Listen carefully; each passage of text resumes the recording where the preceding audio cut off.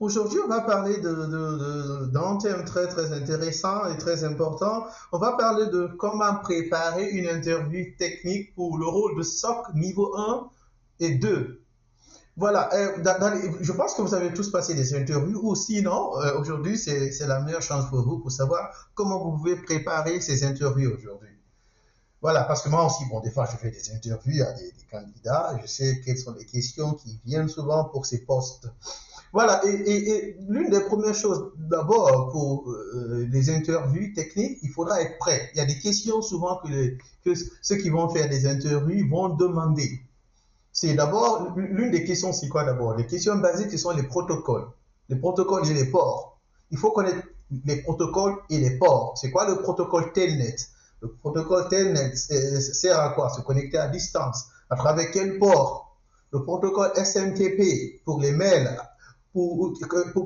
comment dirais-je, les emails comme Outlook ou bien d'autres avec le port 25, le HTTP, le port 80, quand vous vous envoyez les messages en ligne, vous voyez le SNMP, le protocole UDP ou bien le TCP, le FTP, le POP, le IMAP, le DHCP. En fait, vous devrez comprendre ces protocoles, pas rentrer forcément dans les détails, mais il faut connaître les ports et avoir une idée sur ces protocoles.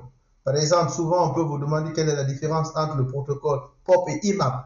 Même si ils sont plus, le POP n'est pas forcément utilisé maintenant, mais on peut vous demander le protocole DHCP, par exemple. Le protocole HTTP, il faut ça connaître comment ça fonctionne par cœur. Ça, je vous le garantis. Le protocole Telnet, le protocole aussi, d'autres protocoles que peut-être je n'ai pas mis, il faut aussi connaître le protocole SSH. Ça, c'est très important parce que le protocole SSH aussi, c'est très demandé dans les interviews. Comment dire, protocole SSL ou HTTPS. Quelle est la différence entre HTTP et le protocole HTTPS?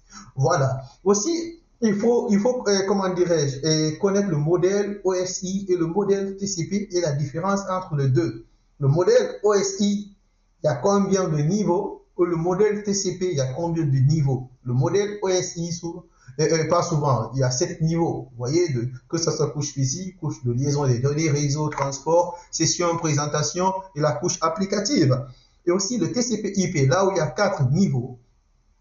Si je ne me trompe pas, il y a la couche applicative, transport, Internet, accès, réseau. Et quels sont les protocoles qui fonctionnent au niveau de ces couches? Il faut savoir comment ça fonctionne, la différence entre chaque couche et les protocoles et donner des exemples. C'est très important. C'est pourquoi j'ai fait ce petit tableau pour que vous puissiez voir quels sont les protocoles qui fonctionnent et si on vous demande des exemples, donc vous pouvez poser et répondre à cette question. Voilà, aussi souvent il y a une question qui revient presque à chaque moment. C'est quoi le three-way handshake? On a parlé par exemple de HTTP, le protocole HTTP. Et le protocole HTTP ou bien le protocole DNS par exemple utilise le three-way handshake avec le protocole TCP. Le protocole DNS, on sait que par défaut, c'est UDP, par exemple. Mais si le protocole veut utiliser le three-way handshake, par exemple, avec le protocole TCP, pour savoir que la connexion était fiable, ici, on utilise le TCP. Pour chaque connexion fiable dans un système sur le protocole TCP, c'est ça qu'on appelle le three-way handshake. C'est-à-dire que vous envoyez un message SYN au serveur, le serveur reprend avec ce qu'on appelle le SYN and ACK, synchronization and acknowledge, et le endpoint envoie avec ce qu'on appelle ACK, c'est-à-dire que le serveur, je vais juste vous montrer le petit tableau ici, c'est comme ça le three-way handshake. C'est-à-dire qu'il envoie le SYN pour la synchronisation avec le serveur répond avec le SYN et le ACK, que la demande a été acceptée, et aussi le endpoint envoie la demande finale, oui, acknowledge. C'est comme ça se passe. Donc, ce sont des choses que vous devez maîtriser avant les interviews, le plus souvent. Et aussi, il faut connaître aussi quelques protocoles qui peuvent fonctionner avec le three-way handshake, comme je disais, HTTP, HTTPS, FTP, SMTP, POP, SSH, Telnet, DNS. Surtout le DNS, c'est quelque chose qu'on peut vous demander souvent. Voilà. Et aussi, il faut connaître la définition des termes suivants, c'est-à-dire la vulnérabilité, un risque, une menace, un impact. On a déjà parlé de ça, vous pouvez regarder nos vidéos précédentes. Voilà. il faut aussi, comment dirais-je, connaître certaines attaques, comme ce qu'on appelle le cross-site script, cross-site recursive forgery, privilege escalation, lateral movement, persistency, command and control, DOS et DDoS. Le cross-site script, souvent, c'est quoi? Il y a une application web qui n'a, lors du développement, peut-être les développeurs, ils n'ont pas fait ce qu'on appelle la sanitisation. Il y a des vulnérabilités et l'une des vulnérabilités ici va permettre à un attaquant d'injecter un code de JavaScript et quand moi, par exemple, je ne sais pas, je me connecte sur ce site, je clique sur ce code-là, et peut-être il met un petit lien, le lien va me rediriger vers un site malveillant. C'est ça qu'on appelle souvent l'idée de cross-site script. Vous pouvez lire et avoir plus d'informations. Cross-site recursive forgery, c'est un peu similaire, mais un peu plus complexe. Voilà. Aussi, il y a ce qu'on appelle de privilege escalation. Quand vous avez, par exemple, le droit utilisateur, vous avez accès au droit admin alors que vous ne devriez pas avoir. On parle de privilege escalation. Voilà, il y a ce qu'on appelle lateral movement. Vous bougez latéralement, c'est-à-dire que vous êtes dans un réseau, vous arrivez à contourner la pare-feu ou bien le firewall pour se connecter sur un autre réseau ou un autre système. On parle en ce moment de lateral movement. Persistency ici c'est quoi? C'est-à-dire que même si vous récupérez le serveur ou le système, et vous êtes l'application malveillante est toujours là-bas. En ce moment, il faudra faire des recherches plus profondes, avoir plus d'informations, ou bien supprimer cette application, ou bien ce qu'on appelle en anglais the re-image of the system, reconstruire le système complètement.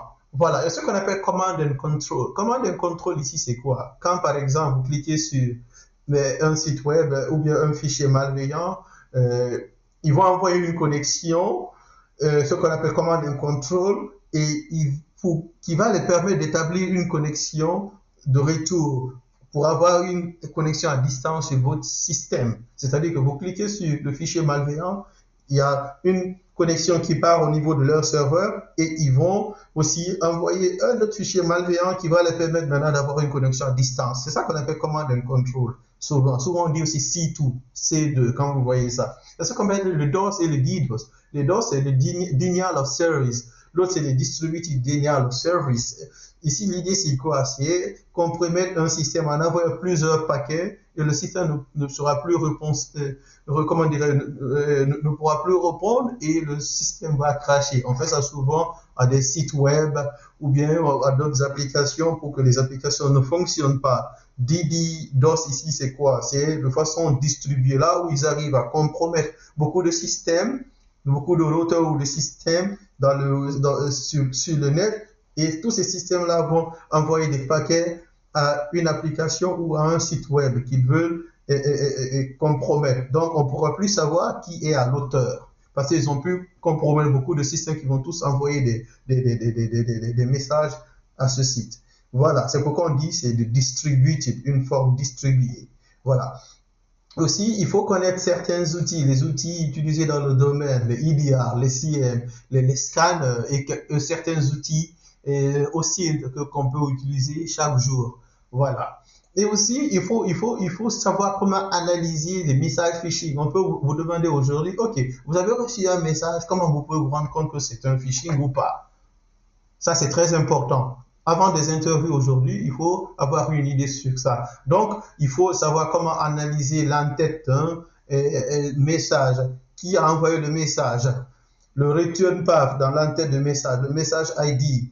Et certains composants du message comme le SPF, le DKIM, le DMARC, pour savoir est-ce que le message vient du propriétaire ou pas. Parce que quand vous voyez dans un message DKIM, DMARC ou SPF, fail, souvent, c'est-à-dire que le message a été spoofé. Le return path aussi, c'est très important. Ça dépend, mais si le return path est différent du sender, souvent, ça peut être que c'est pouf, mais pas à chaque moment, hein, quand on utilise Outlook ou Gmail, c'est différent. Voilà. Il y a aussi Oui, comme je parlais, comment analyser les messages. Il faut voir le contenu du message. Est-ce qu'il y a beaucoup de fautes? La nature du message. Est-ce qu'il parle d'achat ou bien des jeux de hasard ou installation d'une application ou l'obtention d'un colis de DHL, FedEx? Un peu de tout. Est-ce qu'il y a des attachements, c'est-à-dire des PDF, des docs ou bien des HTML ou pas? Vous voyez le lien ou l'URL dans le message. Quand on clique, ça vous redirige vers où? Donc, vous devez connaître des outils qui vont vous permettre d'analyser ces liens ou ces attachements. Voilà. Et aussi, est-ce qu'il demande des informations personnelles qu'on appelle des PII, Personal Identifiable Information. Donc, quand vous avez toutes ces informations, vous pouvez maintenant prendre une décision que ce message-là, c'est un bon message ou pas. Voilà, je pense que vous avez bien compris. Si vous avez des questions, n'hésitez pas à me contacter. On est là pour vous. Voilà, c'était tout pour aujourd'hui et c'était la cybersécurité pour le mieux la vie.